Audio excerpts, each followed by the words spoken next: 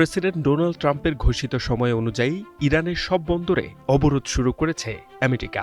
অবরোধের আওতাভুক্ত জলসীমায় কোনো জাহাজ গেলে তা আটক বা জব্দ করা হতে পারে বলে জানায় দেশটির সামরিক বাহিনীর সেন্ট্রাল কমান্ড। কিন্তু এই নিষেধাজ্ঞা অমান্য করে হরমুজ প্রণালী পার হল চায়নার জাহাজ। মঙ্গলবার জাহাজ চলাচল সংক্রান্ত তথ্য প্রদানকারী সংস্থা মেরিন ট্রাফিক ও কেপলারের ট্র্যাকিংয়ে উঠে আসে এ তথ্য।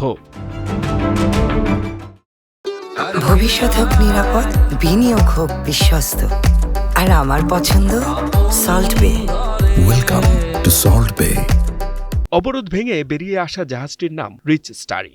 চায়নার সাংহাই জুয়ানরুন শিপিং কোম্পানি লিমিটেডের মালিকানাধীন জাহাজ এটি। এই কোম্পানিটি আগে থেকেই আমেরিকার নিষেধাজ্ঞার তালিকায় রয়েছে।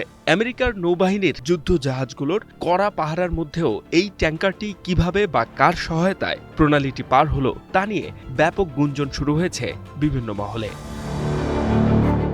শিপ ট্র্যাকিং ডেটা অনুযায়ী মাঝারি আকারের এই জাহাজটি আরব আমিরাতের হামরিয়া বন্দর থেকে প্রায় 2,50,000 ব্যারেল মিথানল নিয়ে গন্তব্যের উদ্দেশ্যে রওনা হয়। অবরোধ চলাকালীন সময়ে এটিই প্রথম কোনো জ্বালানি বা রাসায়নিকবাহী ট্যাঙ্কার যা সফলভাবে সমুদ্রপথটি পাড়ি দিতে সক্ষম হয়েছে। H M Ataullah, one international desk.